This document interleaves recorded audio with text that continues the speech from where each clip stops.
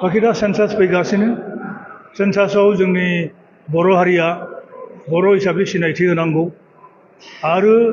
जिहेतु बाथौआरिजों बाथौ धोरोमानो जाबाय बर'फोरनि गुबै धोरोम गुदि धोरोम गतिके गासैनि थाखाय गासै गुबुन गुबुन रिलिजियास फेथआव थानाय बिथांमोनाबो जाहाथे बे गासैयाव गावखौनो बाथौइजिम होननानै जा परिचयखौ होयो सिनायथिखौ होयो बेखौ आं खावलायो ट्राइबेल संघनि जानानै सिसिटुवानि जानानै आरो जायफोरा बर' राव रोङा खिन्थु बिथांमोनाबो बर' बिथांमोनाबो असमिया भाषी हिसाबै सिनायथि होआलासिनो गावखौनो बर' हिसाबै बे सेन्सासाव सिनायथि होनांगौ बेखौ आं खावलायदों दिनैनि बे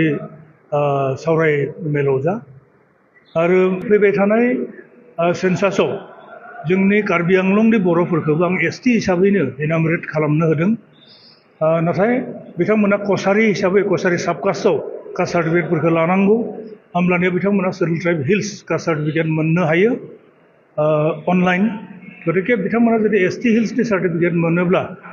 अल इन्डिया लेभेलनि कम्पिटिटिभ एग्जामिनेसनफोराव बाहागो लानो हागोन आरो नेशनेल इन्स्टिटिउटफोराव जा बे आइआइएमआनो जा आइआइटिआनो जा सेन्ट्रेल इन्स्टिटिउट अफ टेक्न'लजियानो जा मोनफ्रोमबो नेशनेल टेक्निकेल इन्स्टिटिउटफोरावबो बिथांमोना एडमिसन लानो हागोन गतिके बे एडभान्टेजखौ बिथांमोना लानांगौ होननानै आं खावलायो